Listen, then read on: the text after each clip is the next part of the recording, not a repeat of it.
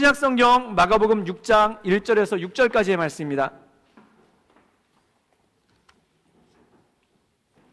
제가 읽고 여러분들께서 읽으심으로 나눠 읽겠습니다. 마가복음 6장 1절에서 6절까지 말씀입니다. 제가 먼저 읽겠습니다.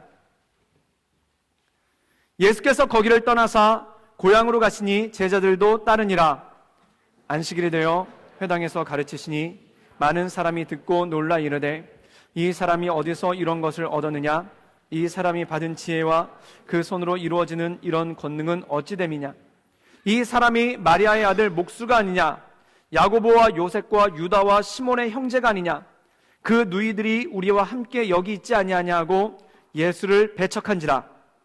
예수께서 그들에게 이르시되 선지자가 자기 고향과 자기 친척과 자기 집에서는 존경을 받지 못함이 없느니라 하시며 거기에서는 아무 권능도 행하실 수 없어 다만 소수의 병자들에게 안수하여 고치실 뿐이었고, 다 같이 읽겠습니다. 그들이 믿지 않음을 이상히 여기셨더라. 아멘. 제가 고등학교 다녔을 때 제가 다녔던 모교회, 제가 어려서부터 다녔던 교회는 굉장히 작은 교회였었습니다. 그런데 그 교회에서 제가 무엇으로 봉사를 했었냐면은 찬양팀에 그냥 기타를 친 게 아니라 일렉 기타, 전자 기타를 치면서 찬양팀에서 봉사를 한 적이 있었습니다. 어떻게 그게 가능했는가? 교회가 작았기 때문에 가능했습니다. 그런데 제가 굉장히 잘 친 게 아니라 그냥 열심히 쳤어요. 말 그대로 열심히 치기만 하니까 교회가 크지 않은 관계로 이렇게 찬양팀에서, 그리고 그 굉장히 어렵다는 그 전자기타, 일렉기타로 섬기는 것을 교회에서 허락을 해주셨어요. 근데 그 당시에 제가 그 교회에서 기타를 치면서 봉사했던 게, 찬양팀에서 봉사했던 게 가능했던 이유가 뭐냐면은, 그 당시만 하더라도, 그때가 1989년도였었는데 그 당시만 하더라도 교회에 지금과 같은 풀밴드, 이런 막 이렇게 찬양팀이 온갖 세션을 가지고 연주하는 그런 교회가 없었습니다. 그냥 거의 없는 게 아니라 아예 없었어요. 그래서 교회들이 예배 때는 뭘 쳤냐면은 피아노를 치고, 좀 더 큰 교회는 전자올간을 쳤어요. 그리고 부흥회를 하면은 그때는 뭘 쳤냐면은 예배 때 큰 북을 치면서 그러면서 예배를 드렸습니다. 그래가지고 그 당시 부흥회를 하면은 한국인을 성령 충만하게 하는 찬양 3종 세트가 있었는데, 아마 아시는 분들은 아실 거예요. 성령 받아라, 성령 받아라, 예수 내게 말씀하셔서, 이런 찬양이 있어요. 성령 받아라, 성령. 이걸 같이 흥얼거리시는 분들은 저랑 연배가 비슷하신 겁니다. 성령 받아라, 예수 내게 말씀하셔서. 그리고 후렴은 할렐루야, 성령 받. 이때는 다 춤을 춰야 돼요. 그때 큰 북은 굉장히 빠른 비트로 이걸 쳐줘야 됩니다. 또 두 번째 찬양이 이런 찬양이 있어요. 참 비를 흘리신 예수의 은혜 안에서, 이런 찬양이 있어요. 이게 메들리로 이어져요. 그리고 마지막, 그리고 그건 후렴이 어떻게 되면 더 세요. 성령의 불길 성령불이야. 그러면은 큰 북이 휘모리 장단으로 막 쳐요. 그럼 사람들이 막 춤을 춰요. 그 다음에 마지막에 헌신하는 곡이 있는데, 그게 뭐냐면 가시밭에 백합화 예수 향기 날리니 할렐루야 아멘, 이런 곡이 있는데, 그런 큰 북이 거의 양쪽 스틱을 잡고 무슨 변방의 북소리처럼 그렇게 칩니다. 그래서 오로지 큰 북 하나로 부흥의 모든 찬양곡을 다 불렀었거든요. 그래서 그때 제가 기억에 남는 게, 찬양 인도를 하시는 목사님이, 그 전도사님이 이 강대상을 갖다 치면서 이렇게 찬양을 했는데, 마이크를 잡고 강대상을 치면서 찬양 인도를 하는데, 이 치는 소리가 큰 북소리만큼 커요. 근데 이게 얼마나 그냥 강대상이 요만한 탁자인데 그게 이렇게 옆으로 가요. 그러니까 퉁퉁퉁 치면 이게 옆으로 가면은 그걸 다시 갖다 놓고 또 이렇게 성령 받아라 이렇게 했던 그런 기억이 납니다. 그래서 그렇게 했었으니까 뭐 그 음악성과는 전혀 상관이 없었죠. 그런데 새로 부임하신 전도사님이, 이분은 음악을 전공하신 분이에요. 그리고 굉장히 음악의 조예가 깊으셨고, 그 당시에 그 경배와 찬양, 두란노 경배와 찬양이라는 그 새로운 장르의 음악이, 예배 음악이 들어오기 시작했어요. 그래가지고 이분이 오자마자 큰 북이라든지 그런 걸 갖다 다 없애고 새로운 시대의 곡을 불러야 된다라고 얘기를 해가지고 교회 찬양팀에 이런 지금과 똑같은 밴드를 구성을 했습니다. 그래서 드럼을 사고, 그 다음에 베이스 기타를 사고, 그 다음에 오르간 대신에 이 키보드를 치면서 그렇게 예배를 드렸죠. 근데 전자기타는, 일렉기타는 돈이 없어가지고 사지를 못했어요. 그래서 어떤 분이 기증하신 정말 거지 같은 기타가 하나 있었는데, 그거를 누가 쳤냐면 제가 쳤어요. 왜냐면 그 기타가 워낙 거지 같아가지고 제가 쳐도 뭐 크게 문제가 없었기 때문에 제가 그걸 막 쳤습니다. 그래가지고 막 예배를 드릴 때 이 전자기타를, 그것도 빨간색이었어요. 이렇게 거미 모양을 한 빨간색이었는데 그걸 막 붙잡고 막 이렇게 쳤어요. 그런데 어느 정도 치다 보니까, 몇 개월을 치다 보니까 제 실력이 이 거지 같은 기타를 넘어서는 걸 제가 깨달았어요. 이 거지 같은 기타로는 내 실력을 도저히 담을 수 없다. 그래가지고 저희 그 전도사님을 갖다가, 찬양팀 인도하신 전도사님을 졸라가지고 기타를 사자고 막 징징거렸어요. 그랬더니 이 전도사님이 교회에 돈이 없어서 그 새로운 기타를 못 산다는 거예요. 그래가지고 제가 그때 저축했던 돈 5만 원을 꺼내가지고, 그때가 1989년도니까 지금보다 물가가 6배나 쌀 때입니다. 지금 돈으로 환산하면 한 300불 정도 되는 엄청난 거금이죠. 그때 제가 고등학교 2학년이었는데 고등학교 2학년에게 그 300불 정도 대단한 거 아닙니까? 지금 여러분들 중에도 300불 굉장히 대단한 분들 많으실 거예요. 근데 그걸 제가 헌금을 하면서, 제가 이 돈으로 헌금을 할 테니까 기타를 삽시다. 그래서 그분이 거기에 감동을 받으셔서 같이 그때 낙원상가를 갔어요. 그래서 거기서 기타를 뭘 샀냐면은, 그 당시 가장 좋다는 세고비아라는 한국 기타 브랜드에서 나오는 그 베스타라는 전자기타가 있어요. 그걸 그 당시 가격으로 20만 원, 지금 물가로 따지면 거의 100만 원이 넘는 그거를 사온 거예요. 그래서 그걸 가지고 쳤는데 소리가 환상이에요. 너무 좋아요. 너무 행복한 거예요. 전에 그 거지 같은 기타를 칠 때 막 지글지글 끓는 소리가 났는데, 이 차는 막 이 기타는 치면 막 쫙 막 이러면서 와우 막 이래요. 그래서 그걸 갖다가 너무 행복하게 쳤는데 그 행복이 오래 가지 않았습니다. 왜냐면은 청년부에 세 가족이 왔는데, 이 세 가족이 보통 사람이 아니라 클럽에서 기타를 치는 기타리스트가 세 가족으로 온 거예요. 근데 여러분, 그 작은 교회는 음악을 잘하면은 세 가족이 아니에요. 갑자기 막 찬양팀에서 1순위로 막 캐스팅을 한 거예요. 그래가지고 이분이 저희 찬양팀에 들어왔는데 찬양팀 분위기가 굉장히 안 좋아졌어요. 그러더니 좀 이따 아니나 다를까 정말 그 슬픈 예감은 틀린 적이 없더라고요. 정말 어떻게 됐냐면은, 제가 잠깐 어디 외출한 사이에 그분이 그 기타를 잡은 거예요. 그리고 놓지를 않는 거예요. 그리고 그분이 예배 때 그 기타를 딱 쳤는데 소리가 환상이에요. 막 소리가 막 정말 말로 형용할 수 없는, 정말 기타에서 이런 소리가 날까 싶은 그런 아름다운 소리가 쫙 나오는 거예요. 그러니까 다들 막 박수를 치고 막 찬양이 너무 은혜로워졌다고 난리가 되면서, 그 이후로 그분이 고정이 됐어요. 그리고 전 뭐 했냐면 옆에서 이렇게 줄을 닦고 있었어요. 그런데 마음이 되게 복잡한 거예요. 왜 마음이 복잡했냐면은, 내가 열정도 있고 그 다음에 교회 기타를 사라고 그 당시 적지 않은 돈도 헌금을 했고, 그럼 그거에 대한 권리가 저한테 있는 거 아닙니까? 그런데 그렇게 다 세팅을 해놨는데 정작 다른 사람이 와가지고 막 기타를 치고 있으니까 마음이 너무너무 불편한 거예요. 마치 내 자리를 뺏긴 것 같은 상실감, 그리고 내가 있어야 되는 자리를 갖다 잃어버린 것 같은 그 상실감이 그 안에 오는 거예요. 그때 마음 가운데 두 가지 생각이 들었습니다. 그게 뭐냐면, 그분이 기타를 치면 정말 너무 잘 쳐요. 너무 아름답게 잘 쳐요. 그러니까 그분이 기타를 치면 너무 은혜로운 거예요. 그리고 예배가 너무 풍성해지는 거예요. 그래서 예배가 너무 은혜롭다라는 생각이 드는 동시에, 저기가 내 자리인데 저 사람이 저기서 치고 있는 걸 보니까 막 분노가 나는 거예요. 그래서 어떻게 이럴 수가 있는가? 그래가지고 그게 화가 나가지고 마음에 분노가 치미는 거예요. 그러니까 제가 이 예배 시간 때는 완전히 지킬 박사와 하이드 씨가 돼버렸어요. 그래서 막 아름다운 예배, 그럴 때는 지킬 박사가 됐다가, 그 사람을 보고 내 자리를 뺏은 놈 이러면은 갑자기 그 분노가 나면 하이드 씨가 되는 거예요. 그래서 갈팡질팡하고 있는데, 그때 마음 가운데 이런 생각이 들었습니다.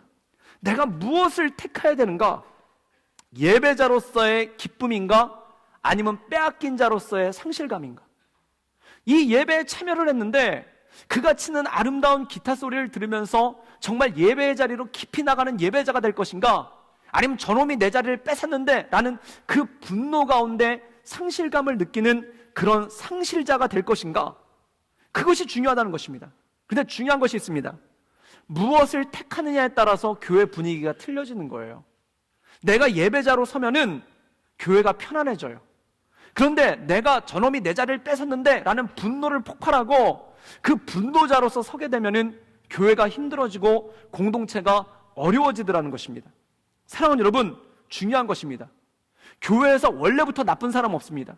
원래부터 좋은 사람 없습니다. 항상 우리는 양쪽의 것들이 우리 삶 가운데 공존을 해요.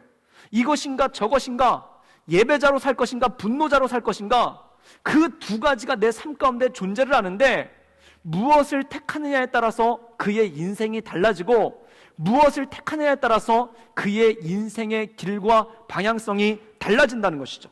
오늘 말씀에 보면은 예수님께서 고향에 가십니다. 그런데 이 고향에 가서 예수님께서 고향 사람들에게 말씀을 전하고 있었을 때 그 고향 사람들 마음 가운데서도 이 두 가지 마음이 들기 시작했다는 것입니다. 그다음 그들 마음 가운데 들었던 그 두 가지 마음이 뭘까요? 그것을 오늘 말씀을 통해 우리가 함께 나누기를 원합니다. 우리 6장 1절의 말씀을 읽겠습니다. 우리 다 같이 읽겠습니다. 시작. 예수께서 거기를 떠나사 고향으로 가시니 제자들도 따르니라. 오늘 말씀 가운데 보면은 예수께서 거기를 떠나사라고 얘기합니다. 그럼 여러분, 거기는 어디입니까? 거기는 우리가 지난주에 나눴던 가버나움이라는 곳이에요. 그런데 그 가버나움이라는 곳에서 우리가 이 말씀을 통해서 예수님께서 행하신 기적 두 가지를 보았는데, 첫 번째 기적이 뭐냐면은 혈루병 걸린 여자가 예수님의 옷자락을 붙잡고 나음을 얻는 기적이 있었어요. 그 다음에 두 번째 기적은 뭐냐면 예수님께서 야이로라는 회당장의 집에 들어가서 그 아이를, 그 죽은 딸을 달리다 굼 하면서 일으켜 세웠던 죽은 아이를 살린 큰 기적이 있었어요. 이 가버나움이라는 곳에서 예수님은 큰 기적을 행했습니다. 그리고 그 기적을 행한 가버나움을 떠나서 어디로 갔냐면은 고향으로 가셨다는 겁니다. 예수님의 고향은 어딜까요? 나사렛입니다. 베들레헴에서 태어나셨지만 자라기를 나사렛에서 자라셨기 때문에 나사렛 예수인 거예요. 근데 가버나움과 나사렛의 거리는 얼마 정도냐면은 지금 자동차로 운전을 해서 30분 정도 거리라고 그래요. 그러면은 쉽게 얘기해서 이곳 리버사이드에서 시티 정도 가는 거리, 한마디로 얘기해서 그렇게 멀지 않은 거리였다는 겁니다. 그럼 여러분, 중요한 것이 있어요. 예수님께서 큰 기적을 일으키신 곳에서 예수님의 고향이 가까웠다는 것입니다. 예나 지금이나 소문은 굉장히 빨리 돌아요. 예수님께서 가버나움에서 일으키신 기적에 대한 소문이 예수님의 고향인 나사렛에도 퍼지기 시작을 했죠. 그리고 그 소문이 다 퍼지고 있었을 때 예수님이 고향인 나사렛에 가니까 사람들이 예수님의 말씀을 듣기 위해 회당에 가득 모이게 되었다라는 것입니다. 그럼 회당에 가득 모인 사람들에게서 어떤 일이 일어났는가? 우리 마가복음 6장 2절 말씀을 읽겠습니다. 다 같이 읽겠습니다. 시작. 되어 회당에서 가르치시니 많은 사람이 듣고 놀라 이르되 이 사람이 어디서 이런 것을 얻느냐? 이 사람이 받은 지혜와 그 손으로 이루어지는 이런 권능이 어찌미냐? 오늘 말씀 가운데 보면 마지막 말씀이 중요한 거예요. 어찌미냐? 이거는 뭡니까? 놀랬을 때, 놀랐다, 이 뜻이에요. 그럼 그들이 놀란 이유가 무엇입니까? 첫 번째, 무엇에 놀랬냐면은 이 사람의 지혜는 어디서 왔느냐? 예수님이 가르치는 말씀을 듣고 그 말씀에 놀란 거예요. 그들이 그동안 알고 있었던 율법에 대한 해석이 아니에요. 전혀 새로운 해석인데 그것이 이 모든 사람들을 깜짝 놀라게 했어요. 그 다음에 두 번째가 뭐냐면, 무엇에 놀랐냐면 가버나움에서 예수님께서 행하신 기적에 대한 소문을 들었어요. 그 소문을 듣고 그들이 뭐라고 얘기했냐면은 그의 손으로 이루어지는 이런 권능은 어찌미뇨? 라면서 깜짝 놀랐다는 거예요. 그럼 여러분, 예수님의 말씀을 듣고 깜짝 놀라고 예수님께서 행하신 기적의 소식을 듣고 깜짝 놀랐으면은 이제 예수님 믿으면 될 거 아닙니까? 예수님을 구주로 영접하면 될 거 아닙니까? 지금 놀라운 거예요. 전하는 말씀이 너무 좋은 거예요. 그럼 아멘하고 받아들이고 예수님 영접하면 될 거 아닙니까? 그런데 이 사람들이 이상한 반응을 보여요. 그 이상한 반응이 뭐냐면 6장 3절에 나옵니다. 우리 다 같이 한번 읽어보겠습니다. 시작. 이 사람이 목수가 아니냐? 야고보와 요셉과 유다와 시몬의 형제가 아니냐? 그 누이들이 우리와 함께 여기 있지 아니하냐 하고 예수를 배척한지라. 이 사람들이 예수님의 말씀을 듣고 그의 기적에 대한 소식을 듣고 깜짝 놀랐어요. 그 놀란 게 여기예요. 그럼 여기서는 어떤 일이 생기기 시작을 했느냐? 이 사람이 마리아의 아들 목수가 아니냐? 그 나사렛은 예수님의 고향이에요. 예수님의 어린 시절을 다 알고 있어요. 한마디로 무슨 뜻입니까? 참 저 사람 별 볼 일 없는 집안 사람인데 이러는 거예요. 그 다음에 두 번째, 야고보, 요셉, 유다, 시몬의 형제가 아니냐? 여기 나오는 야고보, 요셉, 유다, 시몬은 예수님의 형제들이에요. 그 형제들이 아니냐? 우리가 이 사람들의 가족을 아는데, 예수님의 가족을 아는데 별 볼 일 없는 가족들 아니냐? 별 볼 일 없는 집안 아니냐? 지금 이 두 가지 생각이 드는 거예요. 첫 번째, 예수님의 말씀과 기적에 대한 소식을 듣고 놀랐어요.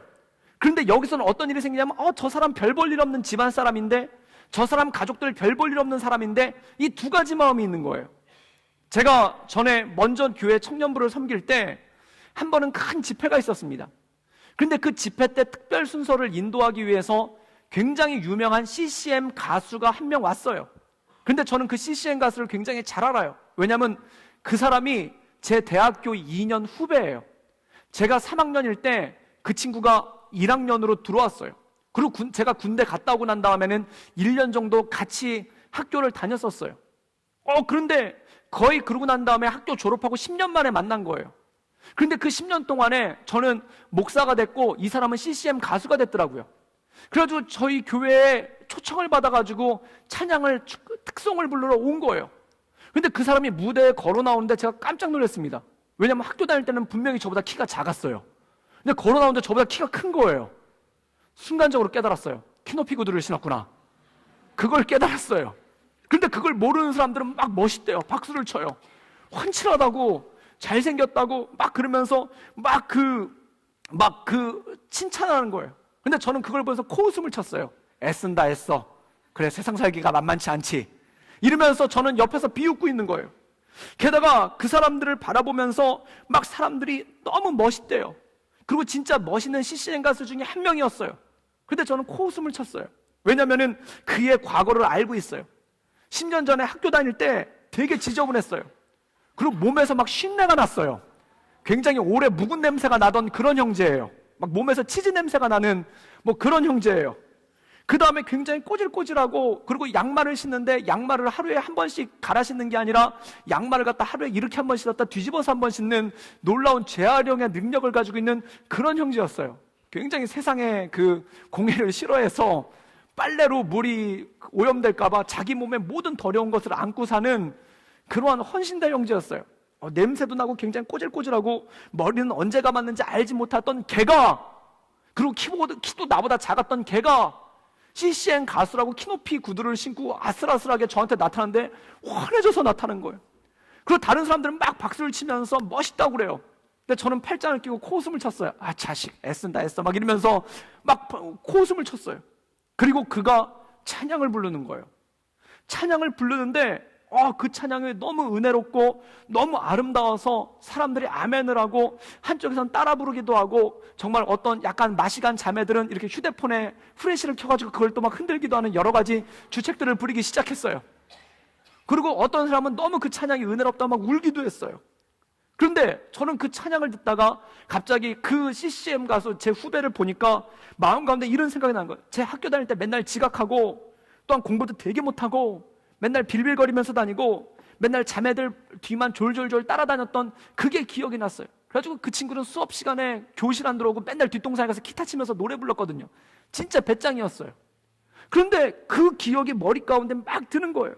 그래가지고 어떤 일이 벌어졌냐면, 눈을 감고 찬양을 들으면 막 은혜로웠다가 눈을 딱 떠서 걔를 보면 아이 자식 뭐 이렇게 되는 거예요. 그 두 가지가 막 헷갈리는 거예요. 지금 현실을 바라보면은 굉장히 은혜롭게 찬양 사역을 잘하고 있는 멋있는 CCM 가수인데, 옛날 10년 전 모습을 생각하면 아이 자식 이렇게 되는 거예요. 이 두 가지가 오는 거예요. 그런데 여러분, 오늘 말씀에 나사렛 사람들이 딱 그랬다는 겁니다. 예수님의 말씀을 눈을 감고 들으면 너무 말씀이 은혜로워요. 너무 좋아요. 그래서 아멘이 입에서 막 나오려고 했다가 예수님의 가족들을 보고, 예수님의 어린 시절을 보고, 예수님이 어렸을 때 살았던 집을 생각해보면 아유 그 사람 시시한 사람인데, 이 생각이 나가지고 그것을 받아들이지 못한다는 것입니다. 사랑하는 여러분, 중요한 것이 이거예요. 나사렛 사람들이 이 두 가지 생각이 공존하고 있는 거예요. 예수님의 놀라우신 말씀과 예수님의 별 볼 일 없는 집안과 이 두 가지가 떠 있어서 받아들여야 될지 말지 그거를 결정하고 있었어요. 그런데 그들은 무엇을 선택했는가? 예수님의 놀라운 말씀이 아니라 예수님의 별 볼 일 없는 집안을 봤어요. 그리고 우리가 어려서부터 알고 있었는데 그거를 선택을 했어요. 그래서 그들이 한 결론이 무엇인가? 바로 예수님을 배척했다는 것입니다. 예수님을 받아들이지 않았다는 겁니다. 예수님의 말씀을 듣지 않았다는 겁니다. 사랑하는 여러분, 이것이 그들의 실수였다는 거예요. 다시 말해서 온전한 것들을 택하지 못했다는 것입니다. 그들은 예수님을 잘 알고 있다고 생각했어요. 그렇기 때문에 예수님께서 전해주신 말씀을 듣지 못했다는 겁니다. 그럼 여러분, 중요한 것이 있습니다. 항상 사람은 두 가지를 선택하며 삽니다. 이것인가 저것인가, 예수님의 말씀인가 아니면 예수님의 별볼이 없는 집안인가, 이 두 가지 중에 하나를 선택을 하는 거예요. 그런데 이 나사렛 사람들은 잘못된 선택을 했어요. 그럼 중요한 것이 이것입니다. 사람은 언제 잘못된 선택을 하는가? 여러분, 그 잘못된 선택이 그 사람의 인생을 결정하는 거예요. 순간의 선택이 그의 인생의 길을 바꿔버리는 거예요. 그러면 언제 사람들은 잘못된 선택을 하는가? 첫째, 분노가 있을 때 잘못된 선택을 합니다. 분노가 눈앞을 가리잖아요. 그럼 잘못된 선택을 해요. 사랑하는 여러분, 아까 저는 말씀을 시작하면서 옛날에 제가 전자기타를 치다가 그것을 다른 사람에게 뺏긴 것에 대해서 얘기를 했습니다. 여러분, 저에게는 열정이 있었어요. 찬양팀에서 섬기고 싶은 열정이 있었고, 게다가 정말 아름다운 소리로 섬기고 싶어서 그 기타를 사기 위해서 거금 5만 원을 헌금하는 그런 헌신이 있었어요. 그럼에도 불구하고 다른 사람이 그 자리에 서 있는 걸 보고 분노가 오는 거예요. 근데 이 분노를 갖다 내가 받아들이기 전에 먼저 생각해야 될 것이 있습니다. 누구를 위한 기타인가? 무엇을 위한 기타인가? 또한 내 헌신은 무엇을 위한 헌신인가? 누구를 위한 헌신인가? 하나님을 위한 것인가? 나를 위한 것인가? 예배의 목적이 있는가? 아니면 기타를 치는 것에 목적이 있는가? 여러분, 어떤 것을 선택하느냐에 따라서 그 사람의 인생의 길이 틀려져요. 하나님의 것을 택하면 이 사람은 예배자가 됩니다. 그런데 분노한 것을 선택하면 이 사람은 분노자가 돼요. 예배자가 되면 공동체에 유익을 끼쳐요. 분노자가 되면은 공동체에 상처를 주고 시험을 줘요. 여러분, 무엇을 택할 것인가?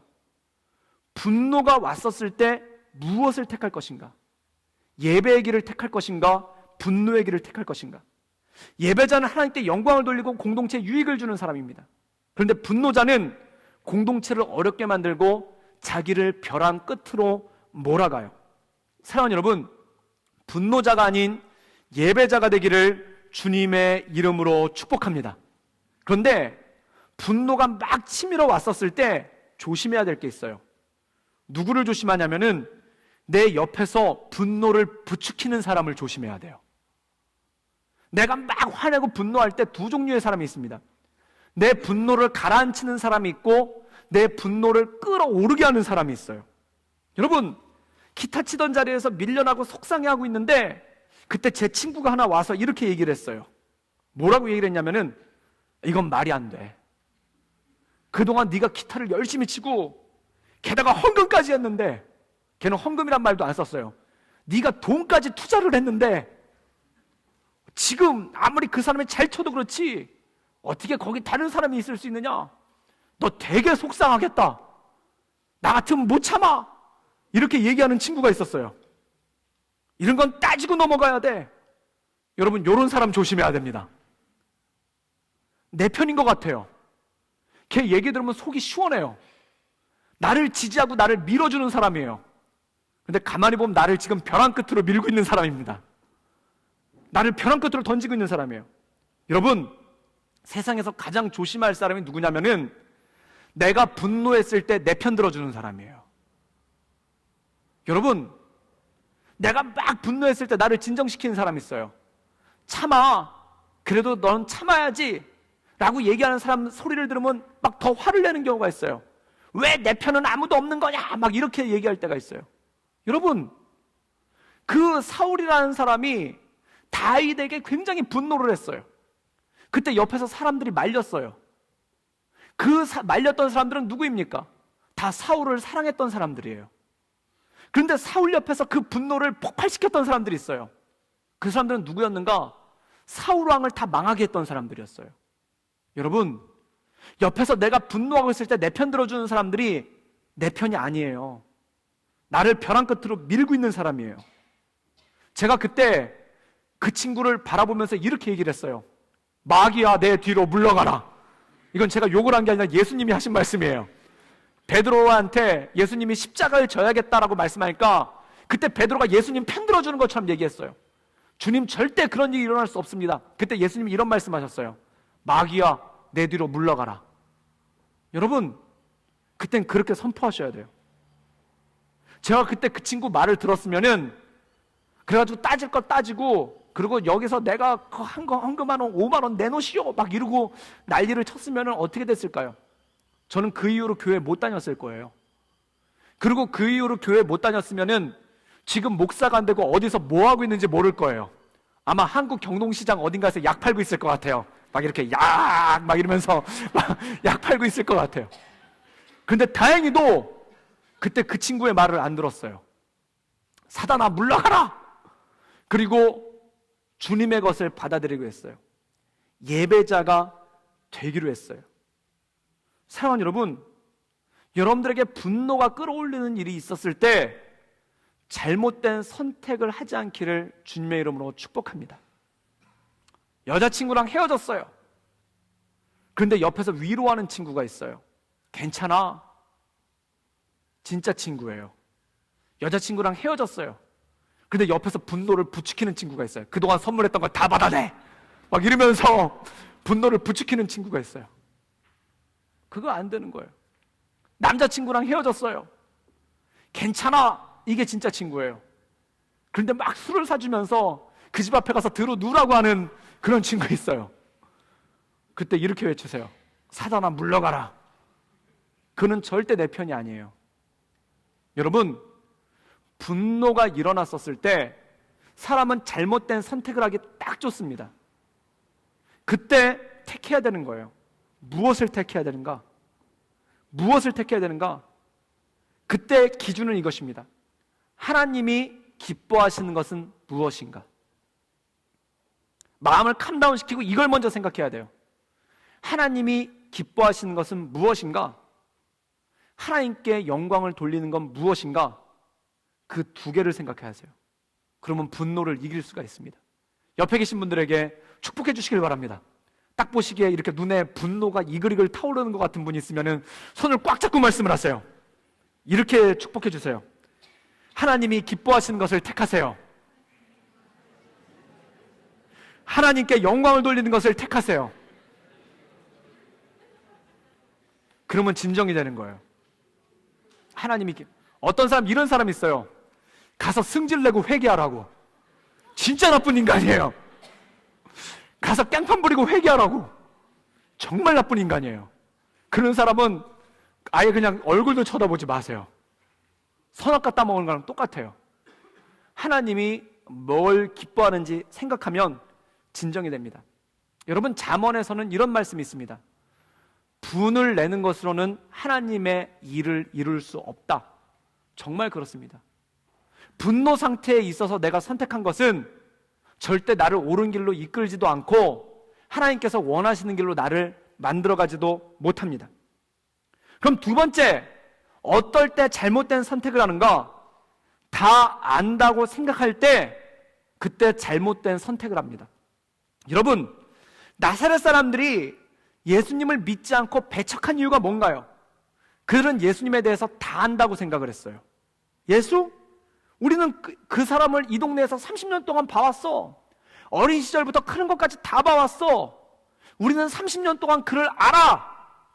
이렇게 얘기를 했어요. 또 나사렛 사람들이 뭐라고 얘기했냐면, 예수, 우리는 그가 목수였던 것을 알아. 그가 만들어준 가구가 아직도 우리 집에 있어. 이렇게 얘기를 하는 거예요. 예수, 우리는 그의 가족을 잘 알고 있어. 정말 별 볼 일 없는 사람들이야. 그들은 예수님을 다 안다고 생각했어요. 그게 그들의 생각이에요. 그런데 중요한 것이 있습니다. 그들이 예수님을 잘 아는 것 같았는데 진짜 중요한 걸 몰랐어요. 그것이 무엇입니까? 예수님이 하나님의 아들이라는 걸 몰랐어요. 예수님이 구세주라는 걸 몰랐어요. 예수님을 믿을 때 구원을 받는다는 걸 몰랐어요. 가장 중요한 건데 그것을 몰랐다는 겁니다. 여러분, 가장 중요한 걸 모르면 다 모르는 것입니다. 표면으로 아는 게 다 아는 게 아니라는 거예요. 저는 청년부 사역을 꽤 오래 한 편이에요.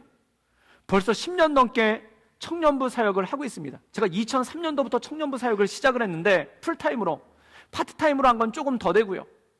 풀타임으로 2003년도부터 청년부 사역을 했었는데 베트남에 있었던 2년 반을 빼고는 지금까지 쭉 청년부 사역을 하고 있어요.